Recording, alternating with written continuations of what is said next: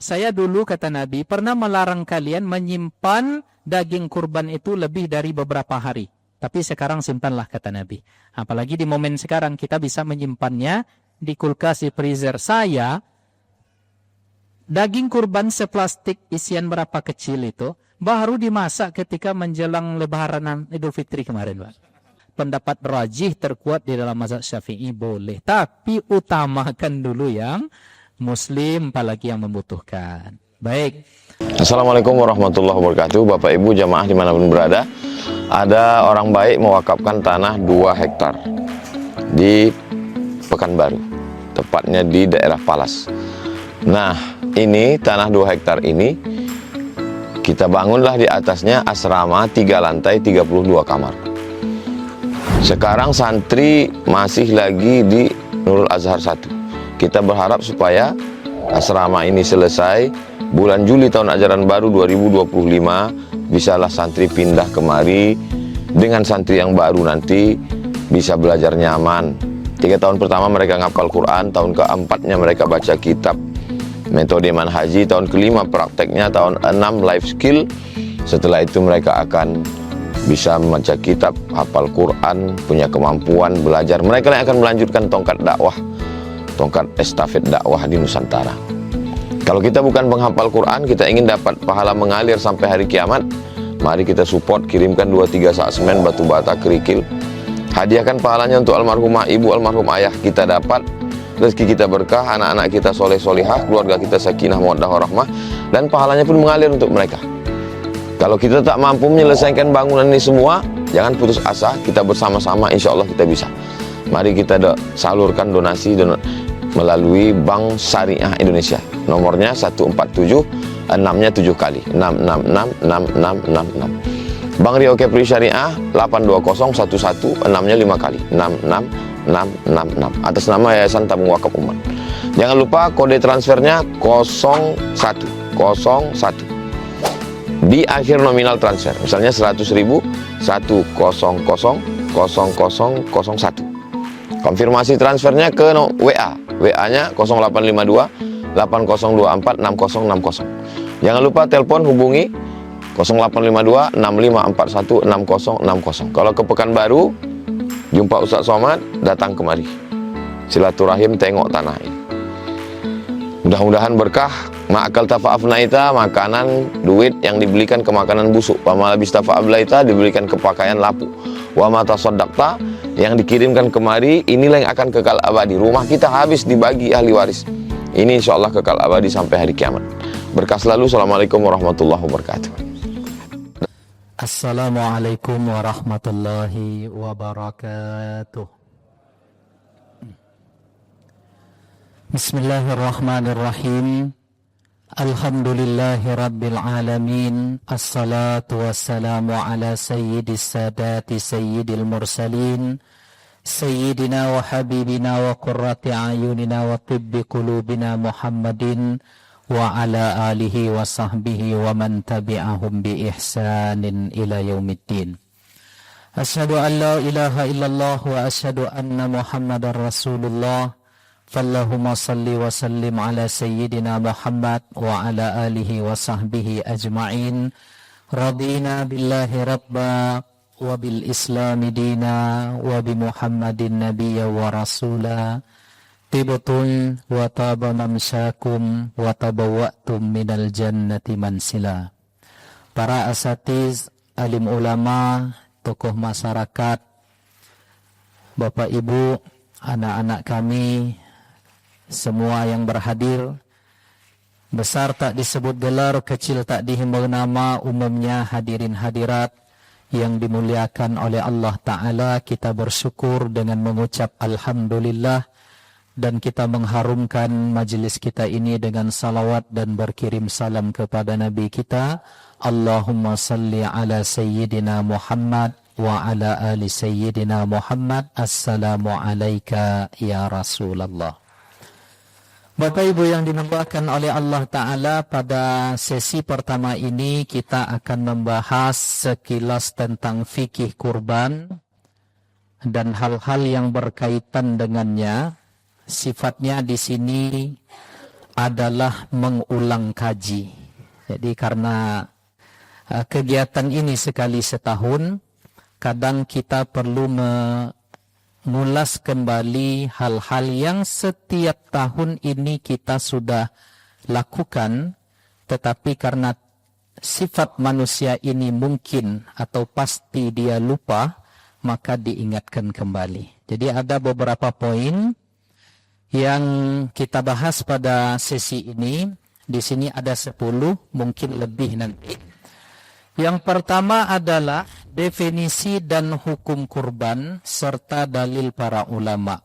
Kemudian siapa yang dituntut untuk berkurban, kemudian kriteria hewan kurban, seekor kerbau atau sapi tetapi di dalamnya pesertanya berbeda niat.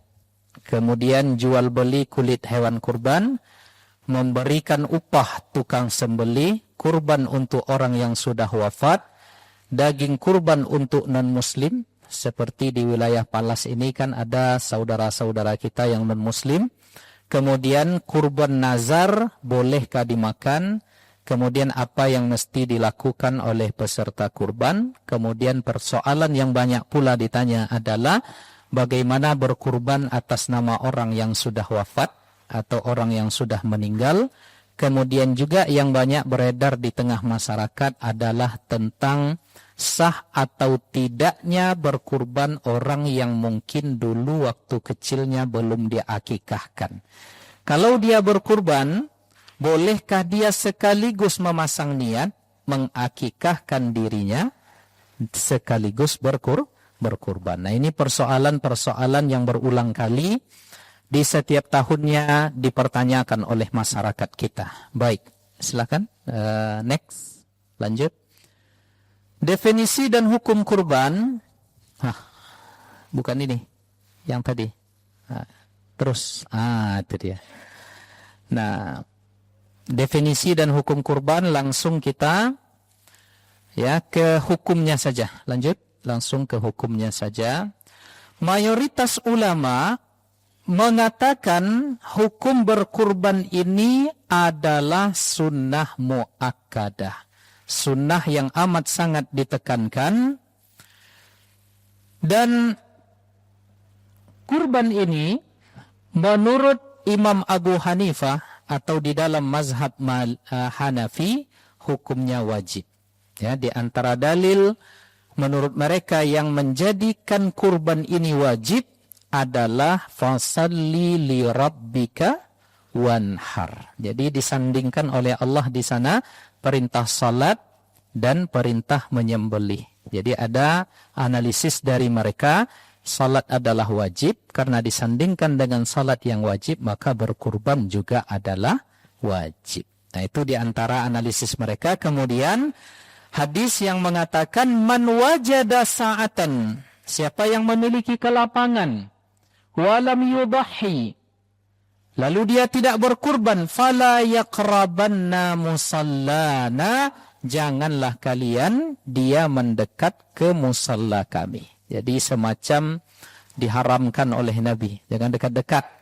Nah, tetapi menurut jumhur atau mayoritas ulama, hadis ini sifatnya hanya penekanan.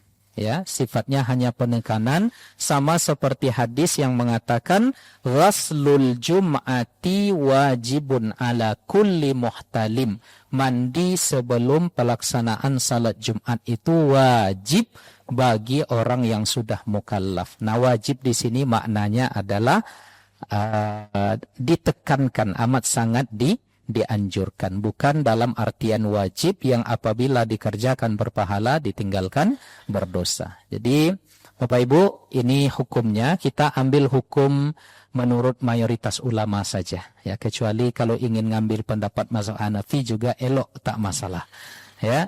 Lanjut ke bawah. Nah, kemudian di sini terus ini tunggu ke bawah lagi, ke atas lagi, tentang siapa yang dituntut untuk berkurban. Nah, seperti apa? Nampak? Kurang ya? Dinampak-nampakkan aja lah dulu. Angguk-angguk aja dulu. Jadi kriteria sa'ah, kemampuan al-qadir, orang yang mampu berkurban itu kriterianya seperti apa? Di dalam kitab Mughnil Muhtaj disebutkan di sini, wa zahiru haza annahu yakfi an takuna fadilatan amma yahtajuhu. Karakteristik atau kriteria seseorang dianggap mampu berkurban manakala dia di malam Idul Adha, di hari Idul Adha, berikut 3 hari tasyrik, dia memiliki makanan, biaya hidup, pakaian lebih dari kebutuhannya dan lebih dari kebutuhan yang dia sebagai penanggung jawab nafkah. Jadi pada malam hari Idul Adha, hari rayanya, pagi harinya, siang harinya, ditambah dengan 3 hari tasyrik, ada lebih dari apa yang dia makan, apa yang dia pakai, dan kewajiban nafkahnya kepada anak istrinya masih ada lebihnya itu.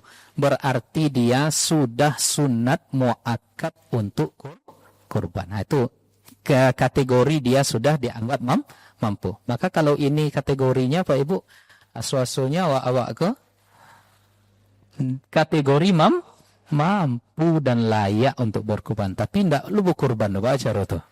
Ya, kalau saya tengok wajah bapak-bapak ini, si rekeningnya 200 juta paling kecil Pak ini. Amin. Ya, apalagi abang-abang Juleha dah. 300 juta insyaallah. Jadi kita nih masalahnya apa Ibu? Kita nih mampu tapi merasa tidak mampu. Ya, sering kita begitu. Padahal maaf cakap, bagi yang merokok sehari saja rokok sebungkus 30.000.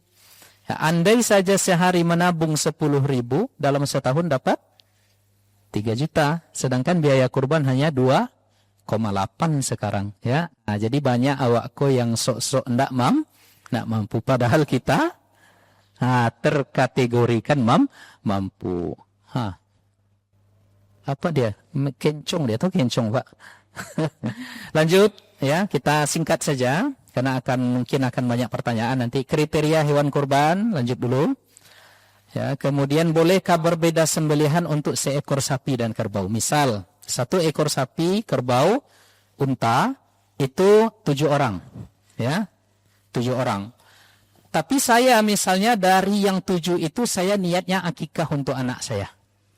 Yang si Bang Rasid niatnya nazar. Ya.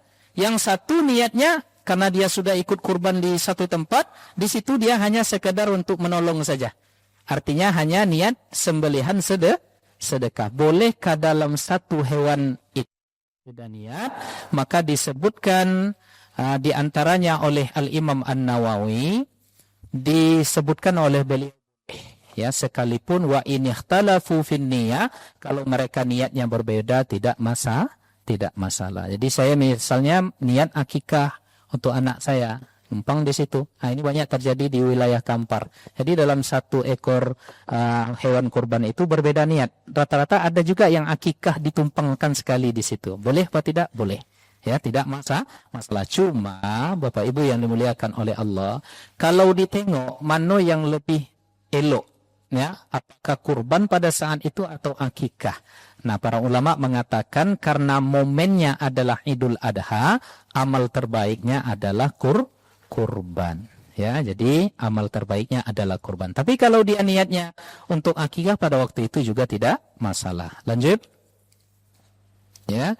Kemudian jual beli kulit hewan kurban. Ya, ini kita ada hadis yang menyatakan man ba'a jilda udhiyatihi fala, apa bunyi hadisnya? Fala udhiyatalah. Siapa yang menjual kulit hewan kurbannya itu, maka tidak dianggap tidak sah kurbannya. Jadi murni semuanya disedekahkan. Untuk teknisnya bagaimana Ustadz? Kalau dibagi-bagi kulit itu tidak juga termanfaatkan. Akhirnya mubazir. Sedangkan mubazir, perilaku tabzir itu dilaknat, dibenci oleh Allah. Innal mubazirin kanu ikhwanas syayatin. Bagaimana caranya? Banyak cara. Ya. Di antaranya misalnya, jadi panitia ini mereka basi jaleh dengan bersijelas dengan apa arti bersijelas nih berunding ya, bermufakat musyawarah dengan peserta, karena kulit ini nanti berpotensi mubazir kalau dibagi, karena kulit ini mulanya adalah punya bapak ibu peserta. Kata panitia, izin kami bagaimana kalau kita serahkan kulit itu semuanya ke beberapa fakir miskin. Patok ini orangnya, ini rumahnya, ini rumah. Nah, karena mereka tidak pandai menjualnya, kita bantu mewakili untuk menjual. Biayanya kita, hasilnya nanti berikan ke fakir miskin. Biasanya peserta juga sudah paham, sudah angguk-angguk. Tapi di awal harus jelas, ya. Di awal harus. Makanya ada rapat setidaknya sekali minimal untuk berkumpul panitia sebagai wakil peserta menyampaikan hal-hal yang perlu disampaikan supaya nanti kita tidak menyalahi aturan syariat. Jadi biasanya mereka setuju kata mereka. Kalau lambe setujunya nampak angkat saja golok tuh. Setuju? Itu copek itu nanti. Golok setuju. Begitu. Jadi banyak teknis. Atau misalnya kata peserta, enggak, kami tidak mau ke fakir miskin tuh, kami hadiahkan saja ke panitia. Berarti punya panitia. Jadi berapa orang panitia, mereka mungkin teknisnya nanti milik mereka, mau mereka jual enggak masalah. Nah, salah. Asalkan jangan peserta kurbannya yang menjual, asalkan pula jangan memandai-mandai panitia tanpa ada akad yang jelas, berunding bermufakat dengan peserta kurban. Lanjut. Kemudian memberikan upah tukang jagal dari hewan kurban. Kalau dari dagingnya tak boleh, tapi atas nama warga dia hadiah dari peserta itu tidak masalah. Lebih eloknya lagi, selain dia dapat jatah sebagai warga, ya, kemudian untuk teknis memberikan upah menyembelih ini, ya ambil dari uang operasional untuk kurban tadi.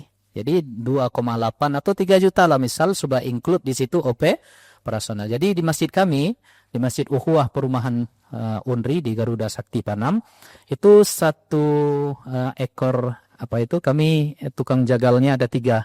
Jadi masing-masing ada 20, kita bagi, satu orangnya sekali menyembelih diberikan 50.000. Itu teknis, silahkan dikembalikan. Jadi nanti berapa yang dia sembelih, maka ada 50 kali, berapa? 50 per ekor kali 5, ada dapat 250 untuk yang menyembelih. Jadi semangat nanti penyembelih itu menyembelih. Jadi begitu teknisnya. Jadi ambil saya dari uang operasional daripada khawatir nanti terambilkan dari daging yang itu tidak dibenarkan. Jadi sehingga apa? Sehingga juru jagal penyembelih ini menjadi profesi yang profesional.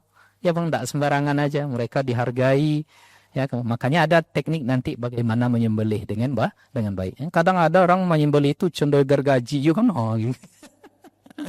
Ya, marah say hewan kurbannya itu jangan sampai terjadi. Jadi harus ihsan. Nanti akan dibahas teknis itu seperti apa. Lanjut. Kemudian, ya, kurban untuk orang yang sudah wafat sering juga ditanyakan. Ya, berkurban atas nama orang yang sudah wafat. Di dalam mazhab Syafi'i ada 2 pendapat. Pendapat mu'tamad yang diperkirakan kuat, itu tidak sah kecuali yang wafat itu pernah berwasiat.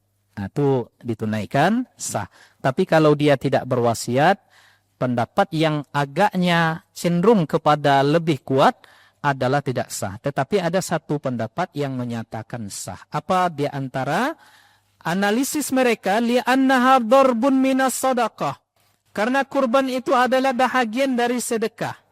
Dan di dalam Al-Quran dikatakan wa at'imul ba'isal faqir, berikanlah makanan, berikan sedekah dari daging itu kepada orang-orang yang membutuhkan. Jadi sesungguhnya was-sadaqatu tasilu ilal mayyiti, dan sedekah itu sampai pahalanya kepada orang yang sudah wafat. Jadi dalilnya begitu.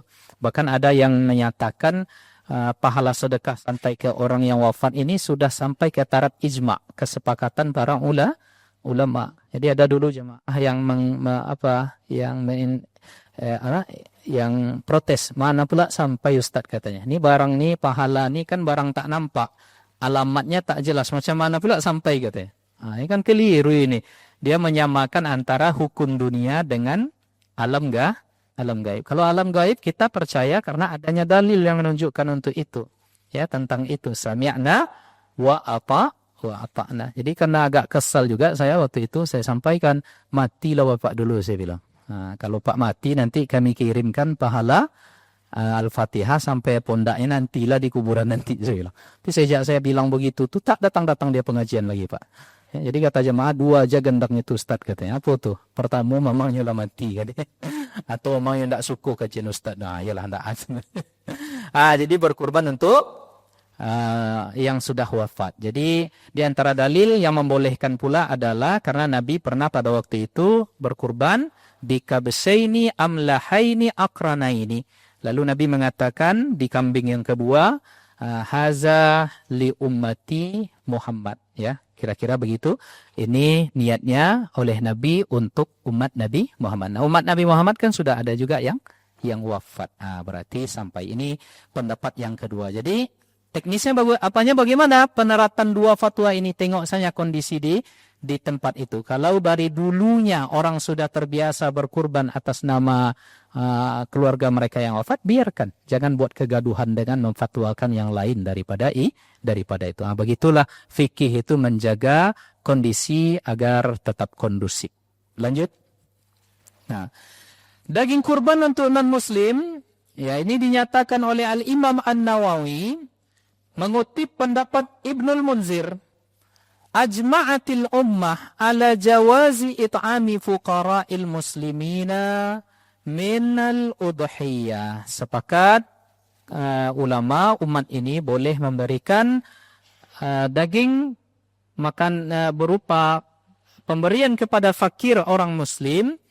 Hanya saja mereka berbeda pendapat tentang boleh apa tidak diserahkan kepada fakir miskin dari kalangan non-muslim. Farakhasa fihi Al-Hasan Al-Basri wa Abu Hanifah wa Abu Thawrin wa qala Malik ghairuhum ahabbu ilaina. Menurut Imam Hasan Al-Basri, mazhab Hanafi, Abu Hanifah, Abu Thawr membolehkan.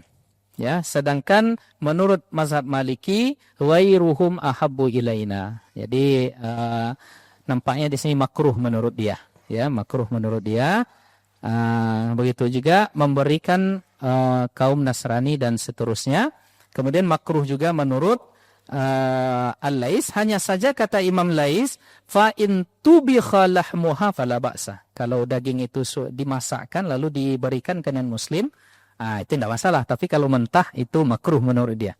Ini perbedaan pendapat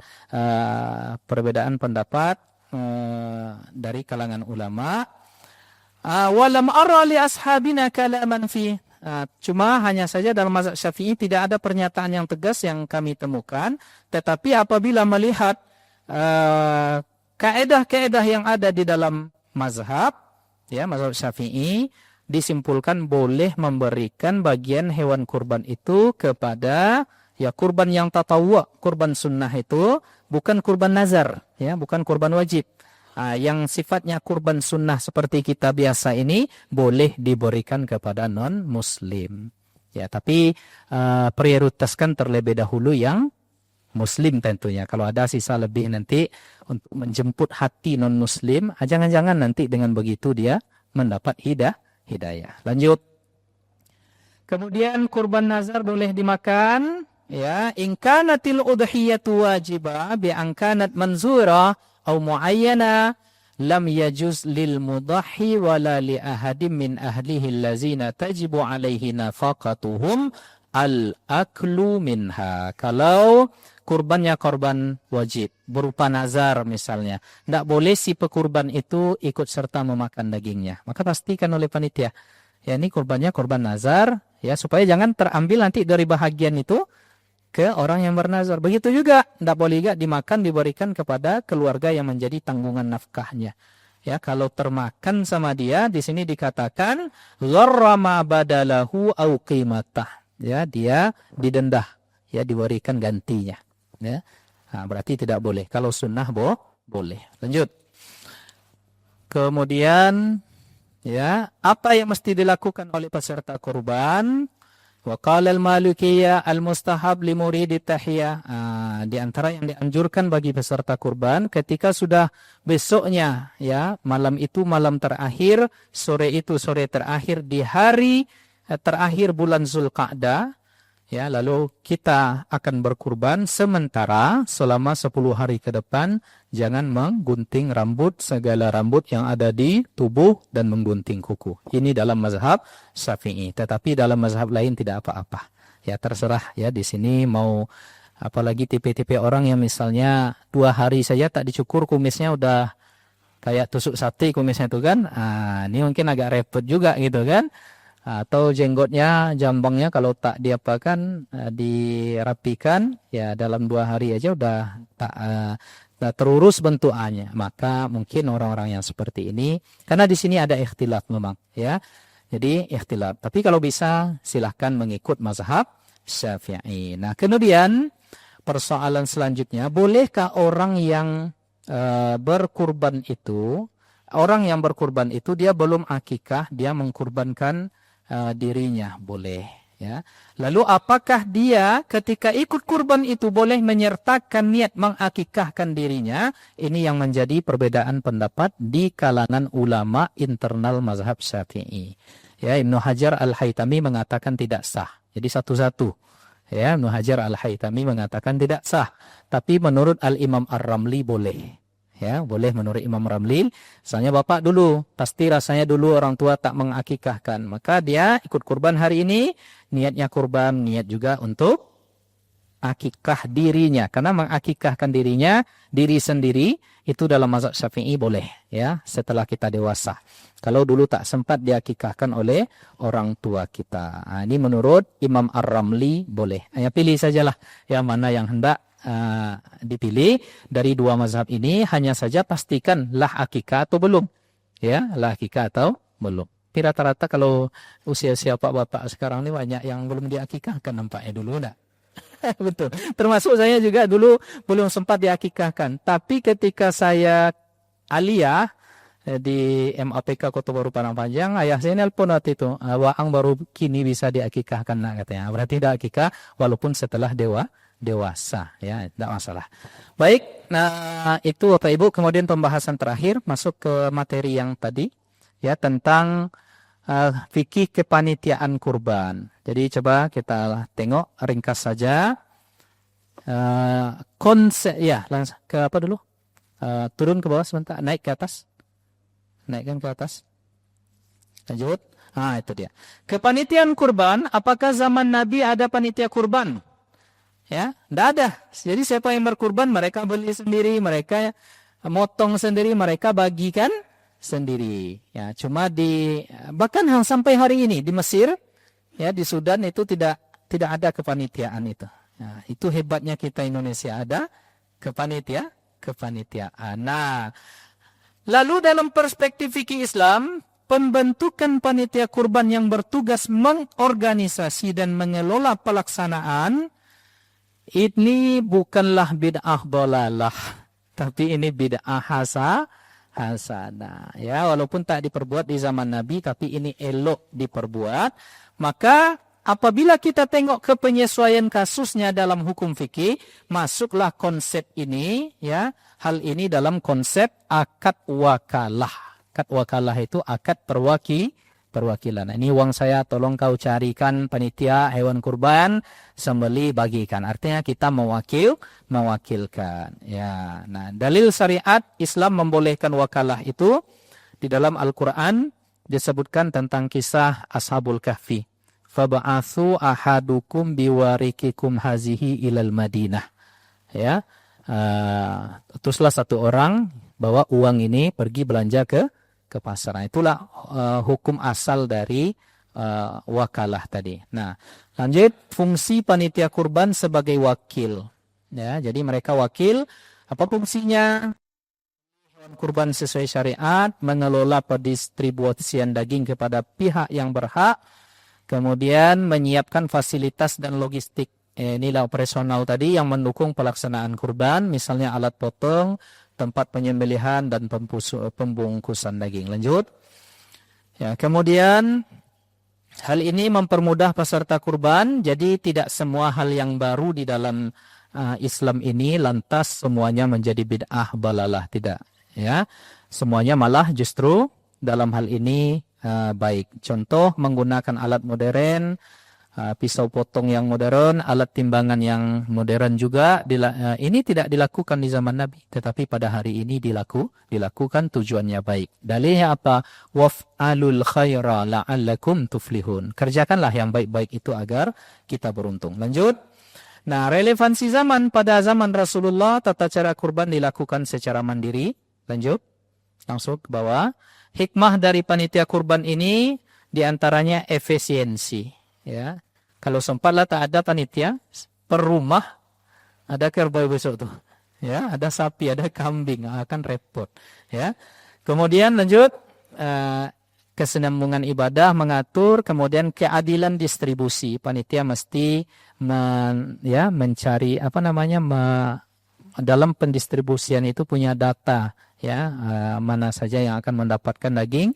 Kemudian ada unsur kemudahan, memberikan kemudahan kepada umat. Nah, jadi artinya kesimpulannya, kalau ditanya apa akadnya, akadnya adalah akad wakalah, perwakilan, maka wakil bertindak sesuai dengan apa yang diamanahkan oleh yang memberikan perwakilan. Itu tadi, sering komunikasi, setidaknya sekali minimal berjumpa dengan peserta kurban. Nah, itulah membicarakan hal-hal seperti yang kita sebutkan tadi, supaya nanti tidak terjadi hal-hal yang melanggar syariah. Nah, itulah barangkali materi dari saya, mengulang-ulang kaji, atau juga mungkin ada yang baru, mudah-mudahan bermanfaat.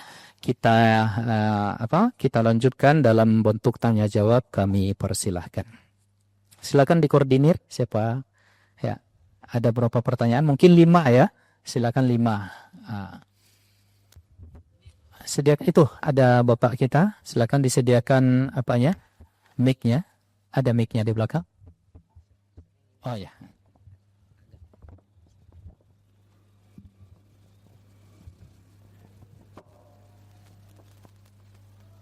Izin Pak.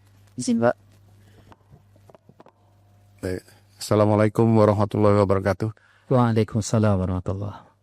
Ya, Pak Ustadz, mengenai ini dibolehkannya satu korban untuk beberapa niat. Artinya kerbau, sapi, ada yang berniat nazar atau yang lain. Jadi mengenai pembagiannya Pak Ustadz, jadi kalau kita panitia diserahkan, kita juga akan kesulitan untuk pembagiannya. Itu aja dulu Pak Ustadz. Makasih. Assalamualaikum warahmatullahi wabarakatuh. Ya, maka kerja panitia ini memang harus detail, ya. Maka dipastikan ketika pendaftaran itu siapa yang kurbannya nazar, siapa yang mungkin niatnya sedekah, siapa yang mungkin niatnya di situ akikah. Nah, akikah kan boleh dibagi juga. Ya, kalau kurbannya wajib, kurban nazar, pastikan tidak diberikan kepada yang berkurban. Nah, maka pendataan awal saat pendaftaran itu oleh panitia penting. Kemudian yang kedua, maka panitia menunjuk setiap sapi kurban itu ada timnya masing-masing. Ya. Jadi misalnya di masjid itu ada 20 ekor sapi. Sapi satu namanya ini, ya, panitianya di situ ada 5 orang. Maka 5 orang ini bertanggung jawab, disampaikan. Di panitia 2, sapi 2 ini pula orangnya. Jadi pas tumbang langsung dibawa. Pas tumbang langsung dikerjakan. Nah, idealnya seperti itu supaya tidak bercampur nanti, karena bisa jadi di situ ada daging dari peserta kurban yang dia bernazar. Nah, jadi perlu istilahnya? Perlu koordinasi dengan baik. Allah tahu lah Pak. Ya, baik. Silakan jika ada yang lain. Ya, silakan. Ini dulu, karena ini yang pegang mic, silakan. Assalamualaikum warahmatullahi wabarakatuh. Saya bukan dari sini Pak, dari Kulim jauh. Muhammad Yusuf Masjid Nurul Hijrah. Tentang kepanitiaan ini dan kebiasaan di masjid saya itu memang dikasih dia mereka tuh tulangnya apa dan bagian-bagian yang buruknya lah gitu lah kan. Ya ada kepala tengkorak kepala nih kan, bukan otaknya, tengkorak itu. Jadi bagaimana ini mengatasi problem seperti ini? Yang pertama nih, ini udah kebiasaan ini Pak. Udah bertahun-tahun. Ya, yang kedua, saya ingin untuk Bapak ulang dalil tentang berkorban pokoknya orang tua kita yang sudah meninggal. Dan saya ini udah lakukan, udah bertahun-tahun gantian orang tua istri, orang tua saya sendiri. Saya cuma ingin dalilnya. Ketiga, kalau bisa materi ini kita share dalam grup. Jadi saya ini udah tua, jadi mencatat ini udah apa-apa sedikit Pak ya kan. Udah 60 mau 60 nih Pak Ustadz kan. Kalau Ikhwan Sirono nih masih muda, masih mentah ada kan. Masih 17 tahun umurnya. Udah tua Pak. Jadi kalau bisa mohon materinya di share sehingga nanti bisa kita ulang. Yang 3 itu aja Ustadz. Terima kasih. Assalamualaikum. Baik, Pak Yusuf ya. Langsung kita jawab. Pak Yusuf, siapa namanya? Panggilannya Muhammad apa Yusuf? Panggilannya Yusuf. Yusuf. Tadi ada lagi Pak, sedikit lagi nih tadi kan. Ini tadi nomor saya itu nomor 91 pendaftaran. Saya cek di les, hilang nama saya. Aduh.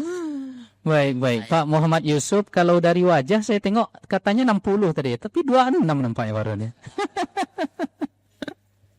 Masya Allah. Nah jadi itulah pentingnya koordinasi antara panitia sebagai wakil pekurban dengan peserta.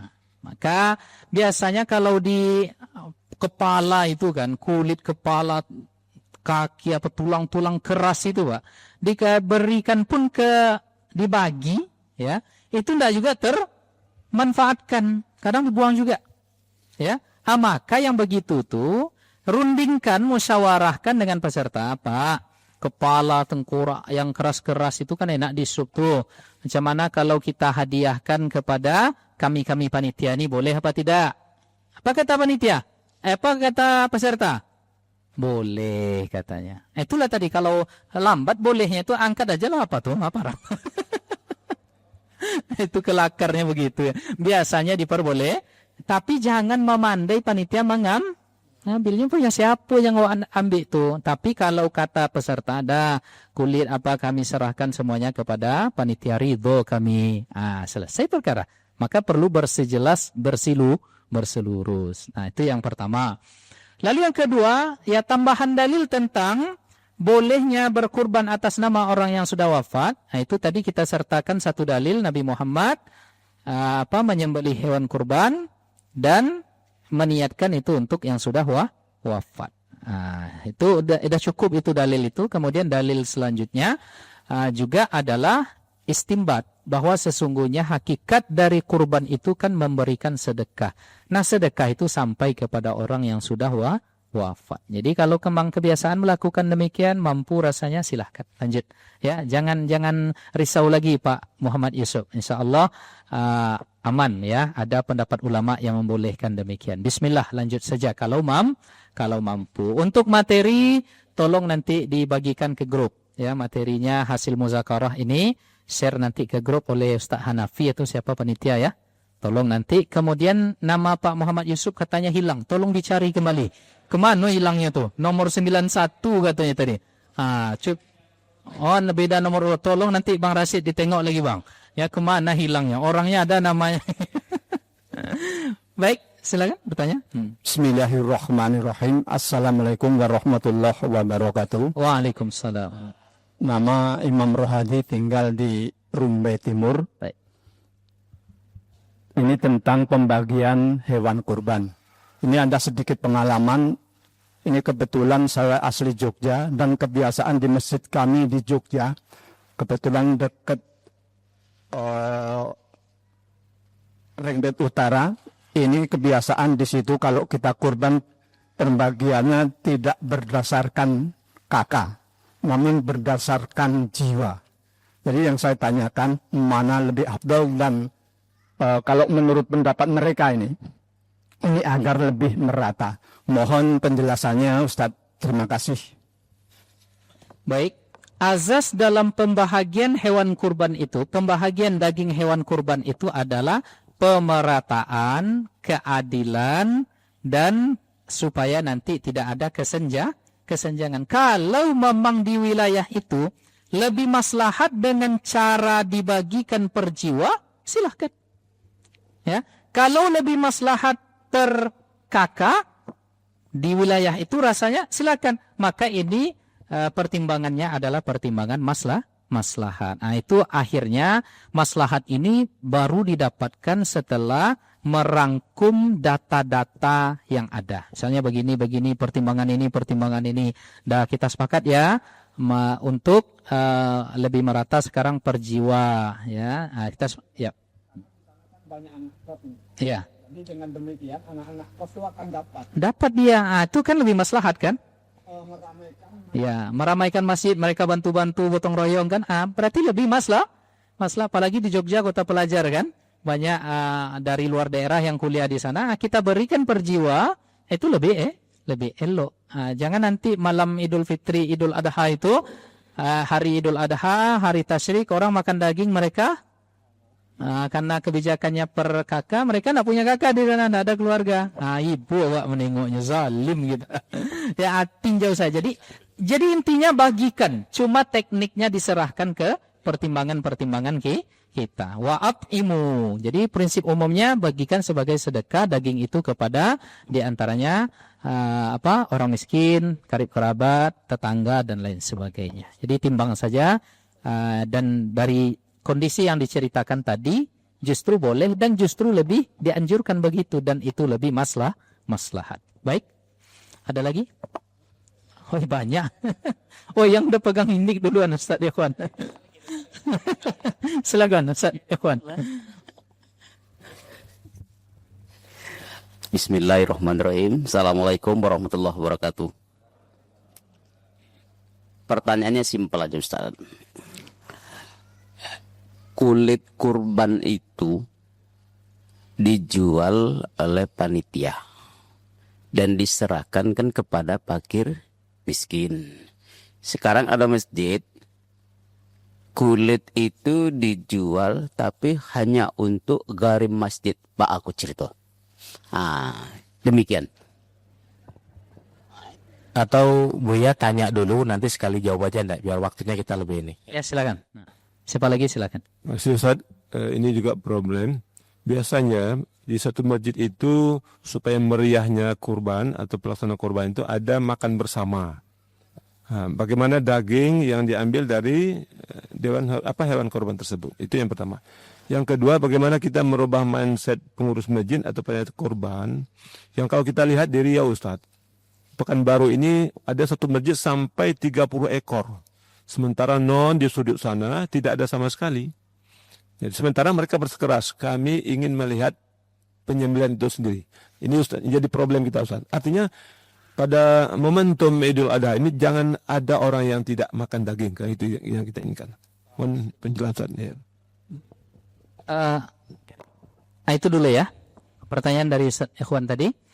Bagaimana kalau misalnya hasil penjualan kulit yang sepenuhnya tadi sudah diserahkan kepada panitia, artinya itu kan milik panitia, ya, atau diserahkan nanti kulit itu ke garim masjid, cuma panitia membantu untuk menjualkan, ya enggak masalah, apalagi garim masjidnya nampak menderita kan, ya, biasanya garim masjid ini maka dinamakan dengan garim tuh Pak, itu asal katanya kan garim, orang yang berhutang. Orang-orang yang sulit hidupnya dulu waktu kuliah atau sekolah tinggallah di masjid. Ya, agaknya itu tuh karena banyak utang, banyak masalah. Jadi mantan garim-garim masjid, termasuk saya, ini memang dulu orang-orang menderita.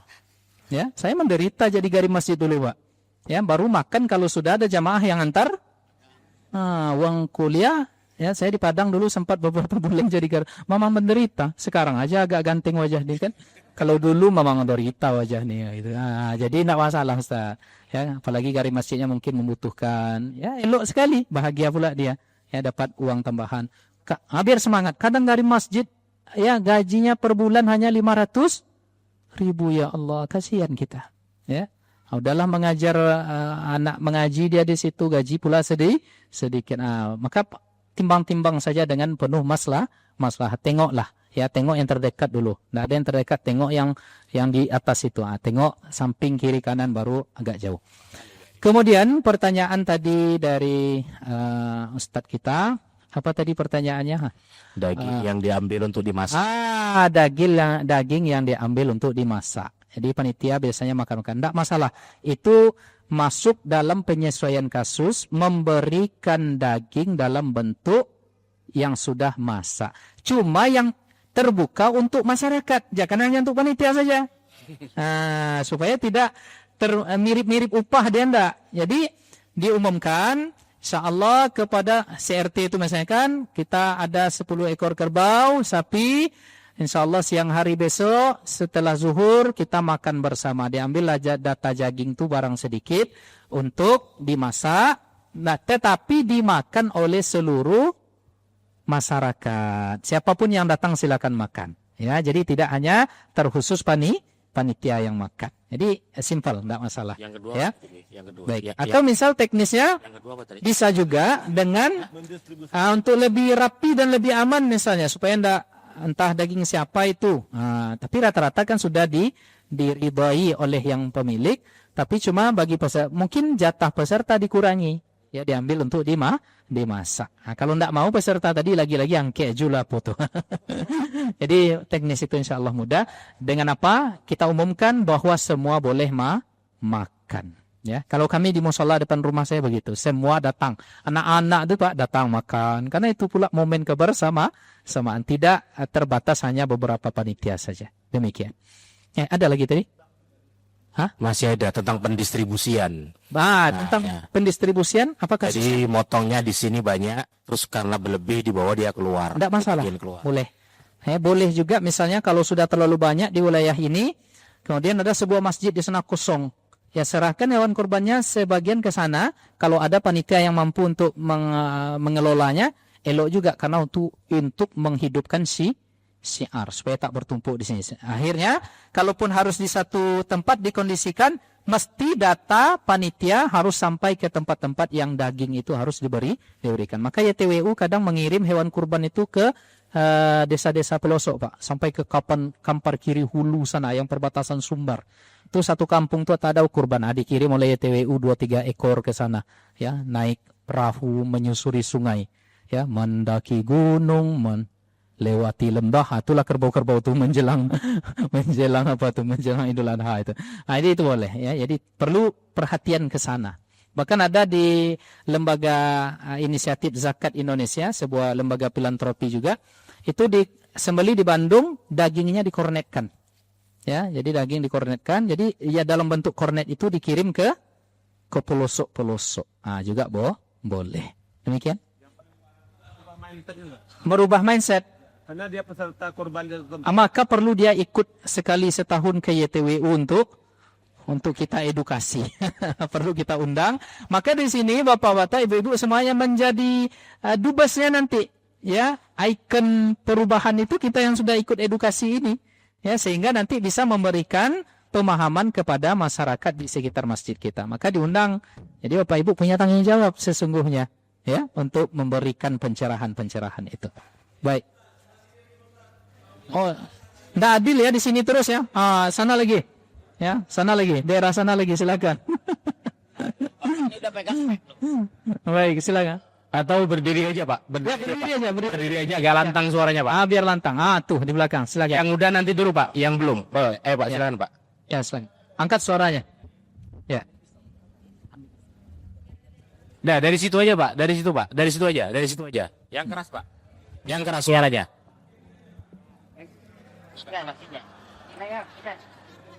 Dulu, Pak.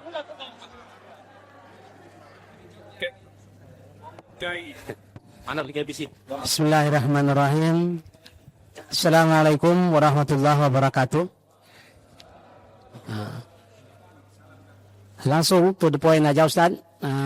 Yang kami tanyakan, kalau seorang juru sembelih menyembelih ternyata belum sampai putus halkum dan muri itu, apakah itu dilanjut lagi kedua kali atau bagaimana Ustaz? Sebetulnya. Yang kedua, kadang-kadang kita motong ayam gitu, pisau terlalu tajam, lalu terputus langsung gitu. Itu gimana Ustaz? itu kadang itu Ustaz. Mohon penjelasannya. Demikian, assalamualaikum warahmatullahi wabarakatuh. Waalaikumsalam warahmatullah. Ini banyak kejadian nih Bang ya. Nih kawan-kawan Juleha nih. Makanya kawan-kawan Juleha mengedukasi nih. Kadang setelah disembelih rupanya belum putus. Yang wajib putus itu dua. Ya, al-hulkum wal mari. Kerongkongan dan tenggorok apa namanya itu? Sedangkan jalur yang di sini ini apa namanya? Urat ya. Urat wajdain namanya dalam bahasa Arab, urat kiri kanan ini itu sunnah. Tapi yang wajib itu hulkum dan mariun. Mari itu sudah menjadi bahasa Minang dan cakik marih ang beko. Itu marih itu apa? Ya kerongkongan, satu lagi apa? Jalur napas sama jalur makan, itu aja lah. Ya, jalur napas sama jalur makan. Kalau mari itu kayaknya jalur napas. Maka ada istilahnya den cakik mari hambeko. Jalur napas. Ya, jadi jalur makan sama jalur napas itu wajib putus. Nah, rupanya yang dua ini setelah disembelih, awak merasulah hebat gitu kan. Sekali kan, rupanya putih leh. Maka apa istilahnya ini Bang? Dikoreksi oleh tim Juleha nanti insyaallah. Jadi mana yang belum putus ditengok, diputuskan itu boleh. Ya, memang harus putus, itu wajib putus. Sedangkan dua urat yang di sini itu hukumnya sunnah. Maka perlu edukasi, Pak, ya. Abang perlu diedukasi. Udah ada kambing di sini yang disembelih. Sore nanti. Kalau sore disembelih kapan makan? Saya kira pagi tadi. Sehingga siang nanti saya bertahan dulu di sini untuk makan. Mana Ustaz Hanafi? Tapi nanti kita di An-Nur tanggal 1 paginya kita sembelih dulu. Jadi biar bisa makan siang bersama nanti. Ya, mana yang ikut di Masjid Raya An-Nur nanti. Dengan Juleha juga kerjasama dengan Masjid Raya An-Nur. Saya sampaikan di An-Nur untuk Bapak Ibu tahu saja kalau saya ketua Masjid Raya An-Nur gitu. Satu lagi. Nah, jadi ketika terlalu tajam akhirnya putus. Kalau tidak sengaja tidak apa-apa. Tapi kalau langsung memutuskan, memang semangat dia nak bukan menyembelih niatnya, itu namanya memancung. Ya makruh, ya itu makruh. Nah, jadi perlu edukasi yang baik, maka diperlukan kita mesti belajar yang baik perkara penyembelihan ini. Ya begitu, silakan. Assalamualaikum warahmatullahi wabarakatuh. Terima kasih. Nama saya Sugio, saya dari Masjid Baitul Amal Alumbai. Ini paling sering terjadi Pak, mungkin setiap tahun mungkin semenjak saya lahir lah, mungkin saya melihat orang sapi pemotongan. Sapi itu kadang setelah dipotong, kami kadang tidak tahu apakah dia itu sudah mati total atau belum. Kadang-kadang setelah dipotong, karena mengingat waktu langsung diseret, langsung disembelih-sembelih. Kadang ketika disembelih masih nendang-nendang dia Pak. Itu bagaimana hukumnya, dan atau memang ada alat khusus mencek jantung sapi itu biar dia ketahuan mati itu tidaknya. Satu. Yang kedua, masalah daging sapi Pak. Kita kan daging sapi itu dapat Pak ya, mungkin dari anggaplah dari peserta. Tapi kadang daging sapi itu tidak kita masak langsung sama keluarga, sama istri maksudnya. Mungkin entah sebulan kemudian karena mungkin banyak daging lah mungkin atau gimana Pak. Itu dibolehkan tidak? Itu aja dua pertanyaan Pak. Makasih. Assalamualaikum warahmatullahi wabarakatuh. Waalaikumsalam, pertanyaan yang bagus. Yang ada dua. Yang pertama tadi, sapi belum lagi mati sempurna tetapi panitia lah semangat memotong-motong dia. Belum mati sempurna lagi dia masih gini. Ini bahkan ada dulu di kampung saya, dia masih mengerang-ngerang, masih ini udah dikampak kepalanya tuh. La ilaha illallah. Nah, maka berlaku kaidah ma quti'a minal hayyi Apa yang dipotong dari bahagian binatang yang masih hidup, maka itu terkategorikan bangkai. Hati-hati. Dia masih apa gitu kan? Masih bergerak, atau udah dipotong apanya? Ininya, alat terputus itu. Padahal dia masih hidup. Masih belum mati sempurna. Berarti yang terputus itu adalah bahagian terkategorikan bangkai. Maka perlu juga nanti dokter hewan yang memeriksa. Ini diperiksa. Ada dokter hewan gitu, Pak. Jadi, Anur ada, di Anur ada, kau di sini nanti diperiksa. Kalau mati, silakan dieksekusi gitu kan. Tapi setidaknya menengok mati itu kan mudah saja kan? Ya, rasanya mudah saja. Sembelih dah hilang dia apa? Menggeleparnya dah tenang nampak. Berarti pastikan itu. Tapi kalau tidak sengaja mungkin boleh lah Pak ya. Gimana? Setelah kita udah yakin dia mati, setelah dipotong ternyata dia masih nendang-nendang, tapi enggak, berarti itu bukan sama dengan bangkai ya? Ya kalau nendang-nendang kan masih itu, belum sempurna matinya lagi. Maksudnya kalau tidak tahu. Oh, kalau tidak tahu, aku dimaafkan. Kalau selama ini tidak tahu, semoga Allah memaafkan. Jadi belum tahu dah mati. Kalau makanya tanyanya luang lah mati belum gitu. Lama pun kami nanti ya, lah mati. Begitu dong ya. Jadi jangan sampai ketika dia masih belum mati sempurna, kita sudah memotong bahagian. Nanti khawatirnya terkategorikan dia bangkai. Itu tidak boleh. Ya, kemudian pertanyaan yang kedua apa tadi? Daging yang disimpan. Kustina raitukum an iddikhari luhumil adahi faddakhiruh. Ya, faddakhiruha. Saya dulu kata Nabi pernah melarang kalian menyimpan daging kurban itu lebih dari beberapa hari. Tapi sekarang simpanlah kata Nabi. Apalagi di momen sekarang kita bisa menyimpannya di kulkas, di freezer. Saya daging kurban seplastik isian berapa kecil itu baru dimasak ketika menjelang Lebaran Idul Fitri kemarin, Pak. Ya, ada sisa satu, tengok di kulkas. Boleh apa tidak?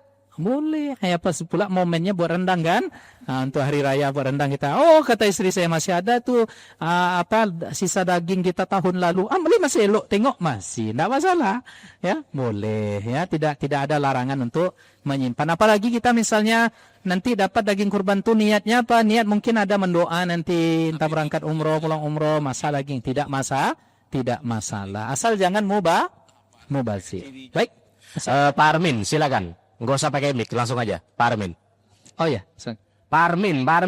Nanti dulu Ustaz Rabi. Pak Armin. Mana Pak Armin? Silakan berdiri. Iya.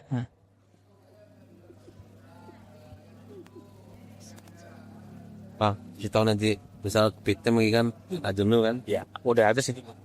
Itu bisa bitem ya. Depan bawah dulu ada dari kota. Ini ya baiknya sel. Ada. Kita share itu. Oh ya. Nanti diminta aja ketua.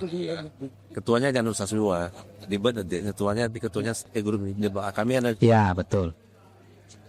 Iya. Ya, makanya perlu dikasih tahu peserta wasijaleh dari awal kan? Kan misalnya anggaplah satu kerbau itu berapa daging bersihnya? 80 kilo. Bagi 3, sepertiga. Kalau 80 bagi 3 sepertiga untuk peserta, sepertiga untuk fakir miskin, sepertiga untuk masyarakat tetangga kari kerabat gitu ya. Sepertiga bahagian peserta tadi dari 80 kilo berapa? Memang kalau belum makan pagi ini susah menghitung ya. Anggaplah begitu ya. Maka di awal nanti ketika rapat dengan peserta dikasih tahu peserta. Nah, biasa kita boleh enggak jatah peserta ini kita kurangi agak 2 kilo. Jadinya ini kita masak, akhirnya tidak samalah bahagiannya dengan bahagian yang lain. Peserta kami minta dagingnya sedikit. Minta kita. Kata peserta boleh, silahkan. Ya, enggak masalah, elok sekali kata peserta. Boleh. Tapi jangan memandai kasih tahu peserta dulu. Tapi rasanya peserta itu sudah pama itulah tadi. Kalau ndak jonya manggo dangke. Golok tuh nganggut. Tuh gitu, Pak. Baik. Yes. Pak Rafi silakan. Pak Rafi Sabilul Khairat. Ada satu lagi. Pak Rafi. Ada satu lagi. Kita mau ngopi, waktu kita jangan ini, Pak. Oh iya, yang ini dulu. Ustaz Pak Rafi dulu. Iya. Saya serahkan sampai kapan ya? Iya. Kasih ada waktu. Iya. Silakan Pak Rafi. Waalaikumsalam warahmatullahi wabarakatuh.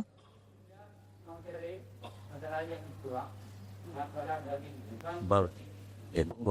Ya. Ada sisi tanya jawab gimana Gus? Waktunya mungkin ada. Karena itu yang paling penting loh. Keraguan-keraguan. Tapi ketika udah kopi temkat langsung. Sip bener ya.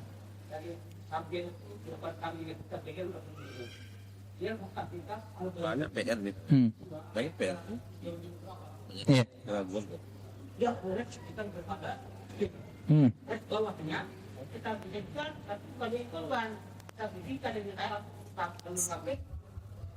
Baik. Yang kedua, ada yang jumpai kalau tidak ya kan, yang homopornografi juga. Iya.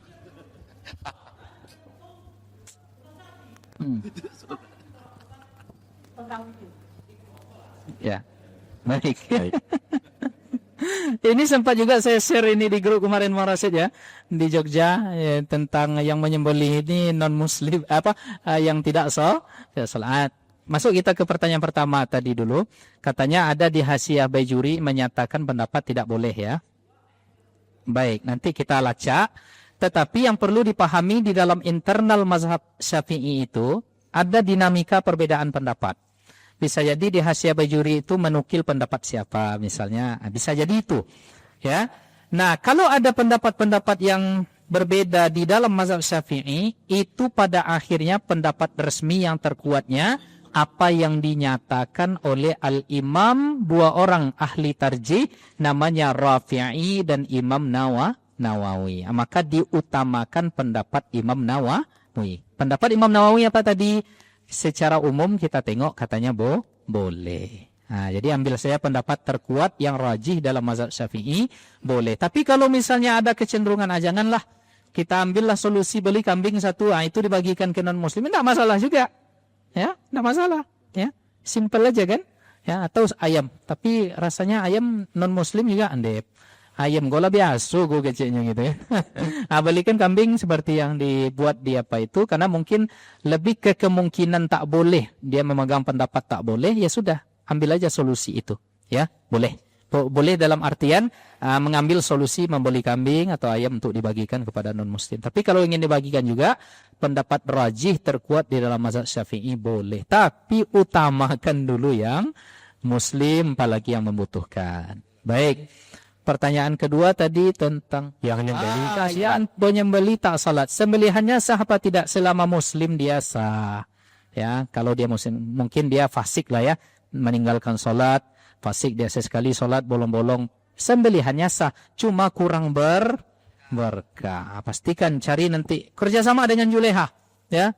Panggil Juleha nanti, ini abang-abang soleh kita ini terjaga salatnya, teknis juga pandai, Masya Allah. Ya, kerjasama dengan Juleha nanti. Atau edukasi kawan, pastikan. Nih, kita nih kan kadang karena tabiat kita orang Melayu ini banyak segan ke orang tua. Ada yang di salah satu masjid kita, bapak tuh udah tua, udah senior di masjid itu, bacaannya kacau balau.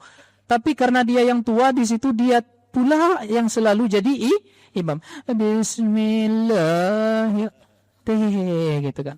Nah, ini orang tua semakin tua tak sadar diri. Maka kita pelan-pelan menyampaikan, ya. Kadang kalau kita ganti dia kecewa, ya, marah dia.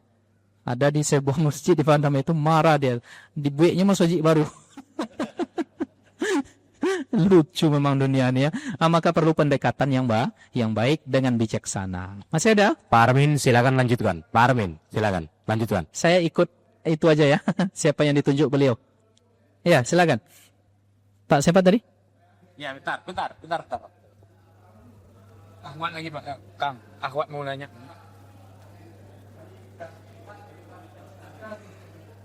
Ya sudah mampu itu. Ya, kalau bernazar wajib dia nazar. Ya, kalau nazar dia tak boleh makan dari yang dia ikut di situ tadi. Baik. Ada ibu-ibu.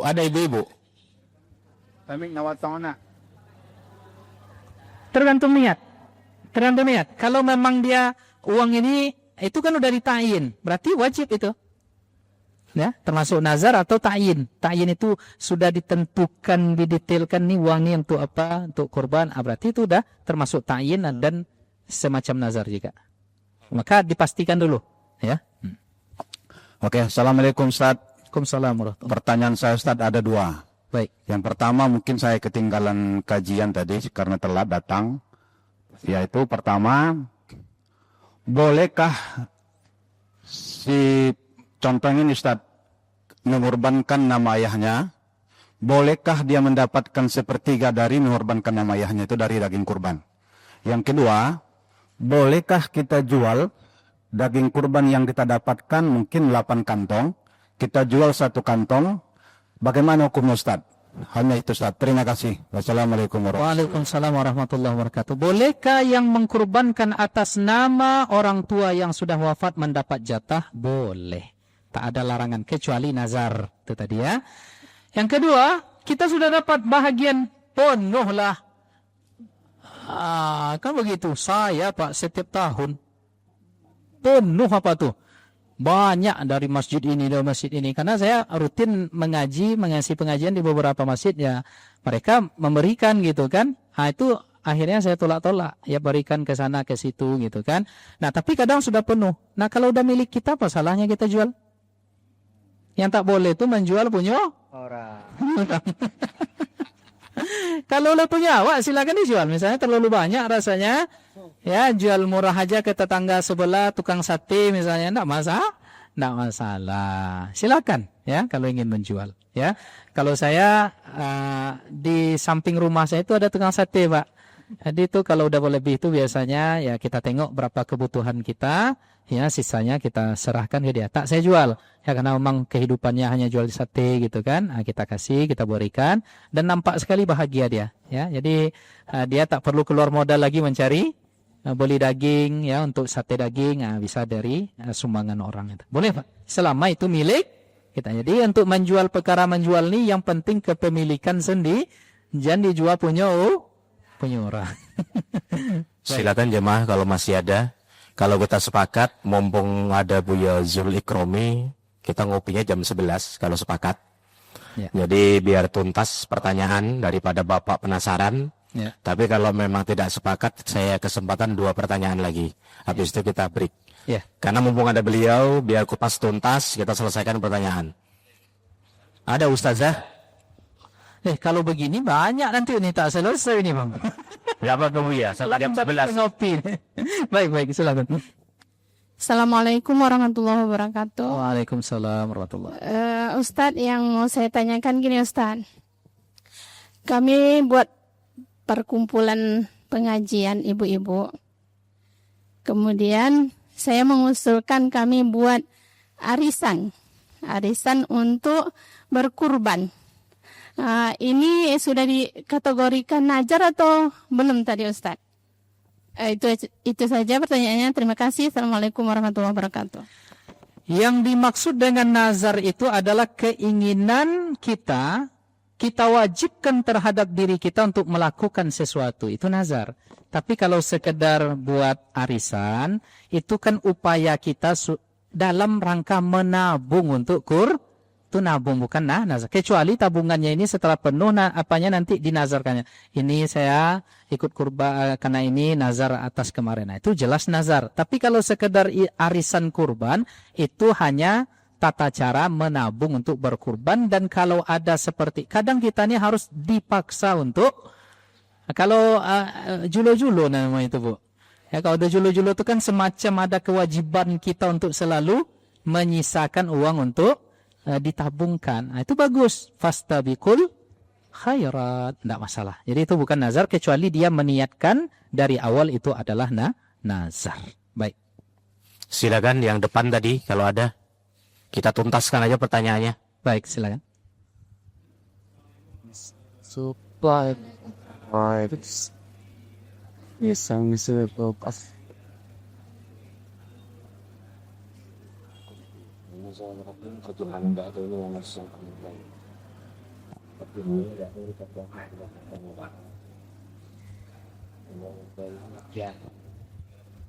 Baik.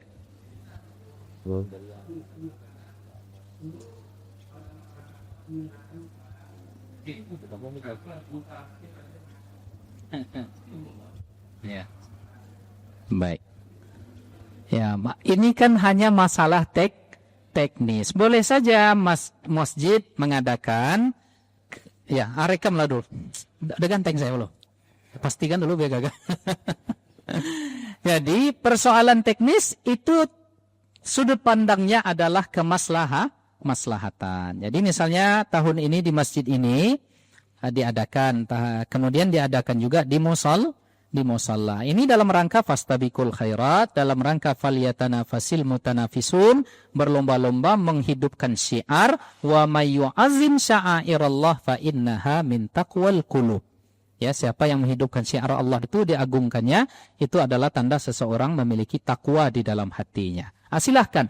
Tetapi dalam hal maslahat tadi mesti kita timbang, jangan sampai demi maslahat nanti ternyata pun mafsadat yang mengiringinya. Ada unsur masyaqqah yang mengiringinya, mafsadat, kerusakan, hal-hal negatif yang akan terjadi, kemudian ada kesulitan-kesulitan. Maka elakkan itu. Maka pastikan dulu kalau memang buat pada tahun ini musalla buat, masjid buat, pastikan teknisnya maslahat. Jadi jangan nanti akhirnya kita malah ingin syiar nih hidup, rupanya yang hidup kekacauan.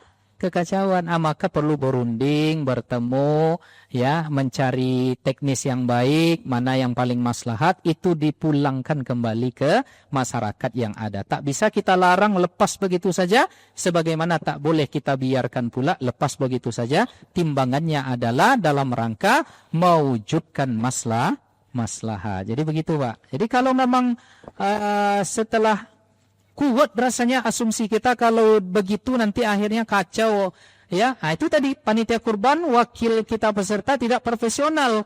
Kita inginnya efisien, profesional, malah terjadi masalah. Lebih baik balikkan ke konsep semula. Jadi timbang-timbang saja, ya, yang demikian itu. Ya, kepada panitia. Habis pula rekamnya. Saya mau pesan tadi kepada panitia, tolong diperhatikan dengan baik. Baik, ada lagi? Assalamualaikum Ustadz. Assalamualaikum. Alhamdulillah kami berempat baru kali ini pertama mengikuti hal seperti ini, dan di daerah kami juga belum pernah ada. Kami dari Kandis, Ustadz. Oh ya, Kandis. Jauh.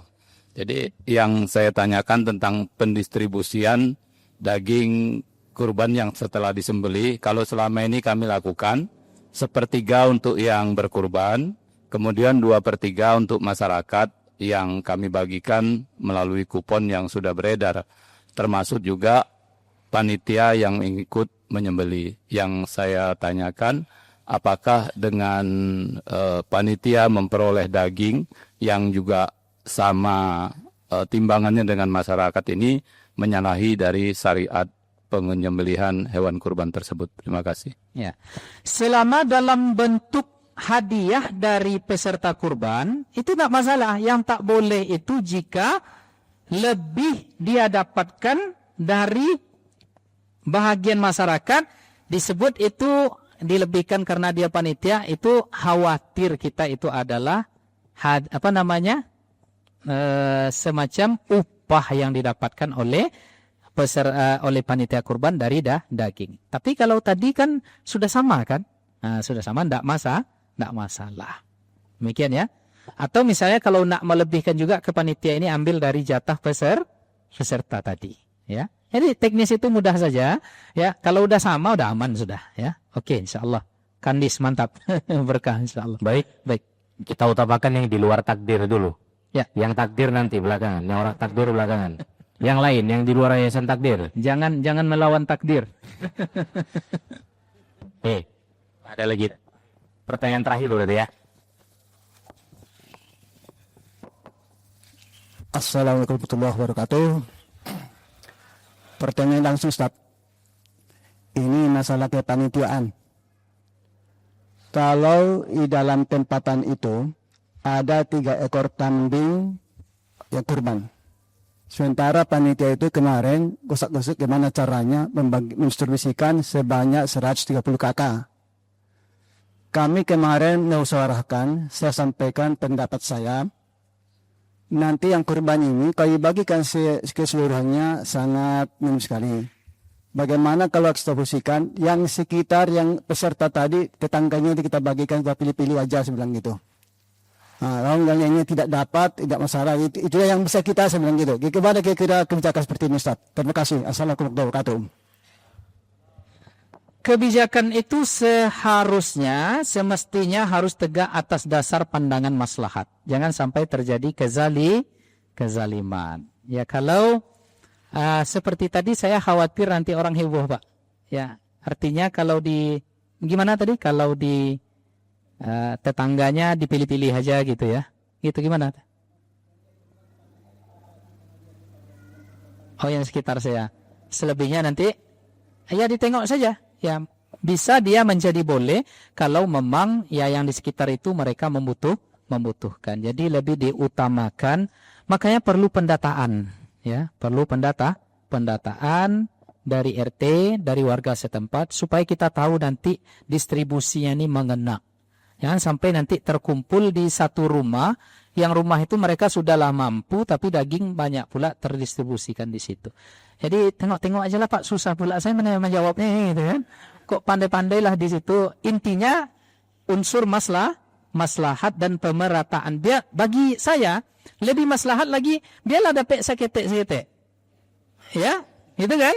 Biarlah yang penting merata menyebar daripada nanti di sini dia lagi, di sini tak dapat, kecewa orang nanti ya. Oke? Nah, begitu. Ya, pemerataan saya sifatnya biarlah sedikit-sedikit ya. Biarlah sedikit-sedikit, yang penting semua merasakan. Baik? Baik, cukup Bu ya. Sudahlah, itu udah ngopi rasanya cukup. Ya.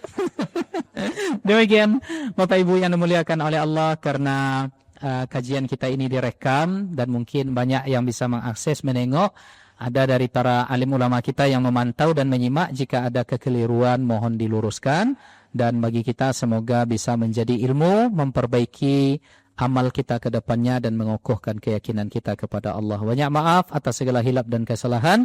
Kita tutup dengan doa kafaratul majlis. Subhanakallahumma wa bihamdika asyhadu an la ilaha illa anta astaghfiruka wa atubu ilaika wal afu minkum wallahul muwaffiq ila aqwamit thariq. Wassalamu alaikum warahmatullahi wabarakatuh. Waalaikumsalam warahmatullahi wabarakatuh.